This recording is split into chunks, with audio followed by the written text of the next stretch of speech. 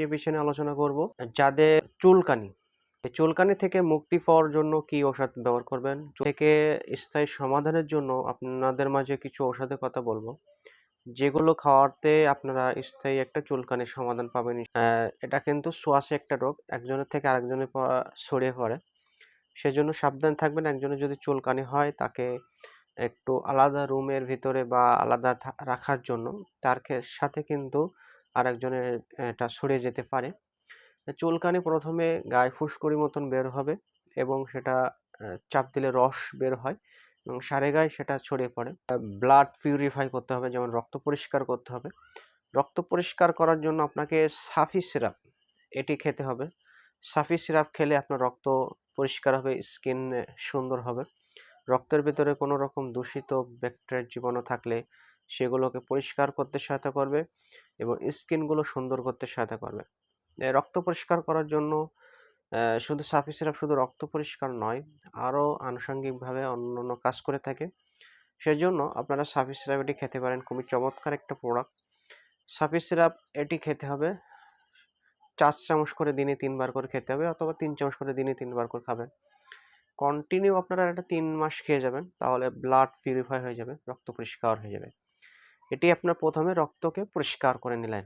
এরপরে এই যে শুধু রক্ত পরিষ্কার করলে এটা যে হবে না, এর চুলকানি যখন একবার ধরা পড়ে তখন তার মেডিসিন খেতে হবে। চুলকানি ধরা পড়ার আগে যদি শুধু সাফি সিরাপ খান তাহলে এই চুলকানির সমস্যাটা দেখা দিবে না। সমস্ত শরীরে ব্যবহারের জন্য একটা লোশনের কথা বলছি।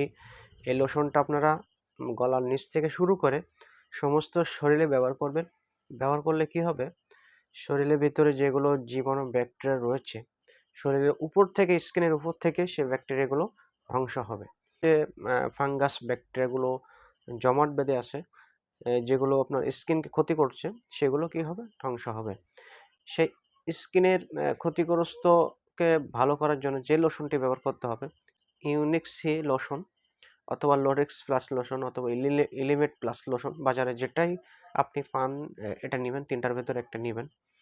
এই লোশনটি আপনি গলার নিচ থেকে শুরু করে সমস্ত শরীরে এটি ব্যবহার করবেন। এটি ব্যবহার করবেন রাতে। এটি অন্তত 12 ঘন্টা শরীরে রাখতে হবে। 12 ঘন্টা রাখার পরে আপনি ধুয়ে ফেলতে পারেন। সেজন্য আপনি এটা রাতে ব্যবহার করলে ভালো হয়।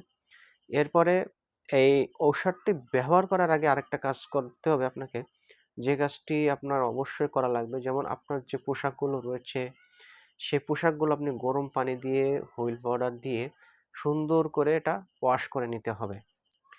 আগে এই ওয়াশ করে নিবেন, নেওয়ার পরে ওষুধগুলো ব্যবহার করবেন, তারপরে মেডিসিনগুলো খাওয়া শুরু করবেন। দ্বিতীয় যে মেডিসিনটি আপনার খেতে হবে, তার থেকে ব্যাকটেরিয়া জীবাণু ধ্বংস করার জন্য অ্যান্টিবায়োটিক খেতে হবে। কারণ অ্যান্টিবায়োটিক খেলে অনেকদিন যাবৎ যদি আপনার এই সমস্যাটা যদি আপনার ইনস্ট্যান্ট কয়েক সপ্তাহ আপনার এটি ধরা পড়েছে, তাহলে আপনি লোশনটা ব্যবহার করলে পাশাপাশি অন্যান্য ওষুধ যেগুলো বলবো সেগুলো খেলে চলবে। কিন্তু এটা যদি অনেক পুরাতন হয়, 1 মাস 2 মাস 3 মাস ছাড়িয়ে গেছে, সেক্ষেত্রে আপনারা এজিথ্রোমাইসিন ট্যাবলেট এটি আপনারা একদিন বাদে একদিন একটা করে খাবেন। মানে সপ্তাহে 3টা খাওয়া পড়বে। একদিন খেলেন, একদিন অফ রাখলেন, আবার একদিন খেলেন। এভাবে খাবেন। সপ্তাহে 3টা খাবেন। এভাবে আপনারা কন্টিনিউ 2 মাস থেকে 3 মাস এটি খেয়ে যাবেন। খেলে আপনার ব্লাড থেকে ব্যাকটেরিয়া, ফাঙ্গাস, জীবাণুগুলো নষ্ট হয়ে যাবে। 3 নম্বর যে মেডিসিনটি খেতে হবে আপনাকে, অ্যালার্জির যে ওষুধটা, কারণ এই চুলকানি হলে কিন্তু সমস্ত শরীর চুলকায়। চুলকাতে কিন্তু রক্ত বের হয়ে আসে। সেজন্য চুলকানি বন্ধ করার জন্য আপনাকে যে ওষুধটা খেতে হবে, রুফাটাডিন ট্যাবলেট অথবা ফেক্সোফেনাডিন ট্যাবলেট। টাডিন অথবা ফেক্সোফেনাডিন অথবা সেটিরিজিন, যেটি আপনার কাজ করে থাকে। এটি প্রতিদিন একটা করে খাবেন, কন্টিনিউ 1 মাস খেয়ে যাবেন। পরিমাণটা বেশি থাকে তাহলে অ্যালার্জির পরিমাণটা কি হবে, কমে আসবে। মানে এটি দূর করার জন্য আপনাকে আরেকটা ওষুধ খেতে হবে, যেটি হচ্ছে আইভারমেকটিন ট্যাবলেট। এই আইভারমেকটিন ট্যাবলেট 6 mg এবং 12 mg হয়ে থাকে। আপনারা সাধারণত যদি প্রাপ্তবয়স্ক হয় এবং শরীর ওয়েট 40-50 কেজির বেশি হয়ে থাকে, তাহলে আপনারা 12 mg এটা খাবেন।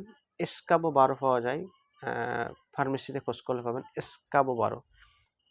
এই এসকাবো 12, এই 12 mg যে ট্যাবলেটটি, এটি আপনারা আজকে একটা খাবেন, 3 দিন পর একটা খাবেন, 1 সপ্তাহ পরে একটা খাবেন, আর 14 দিনের মাথায় একটা খাবেন। এই 4টা ট্যাবলেট খাবেন।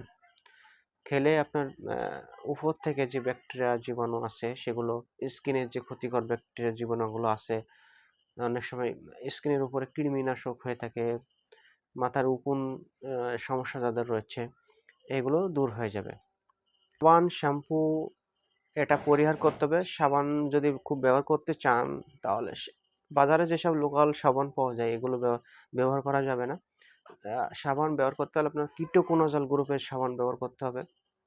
এই কিটোকোনাজল গ্রুপের সাবান অথবা শ্যাম্পু বাজার পাওয়া যায় ফার্মেসিতে, সেটা ব্যবহার করবেন। সেটা ব্যবহার করলে আপনার স্কিনের যে ব্যাকটেরিয়া ফাঙ্গাস সেটা দূর হবে।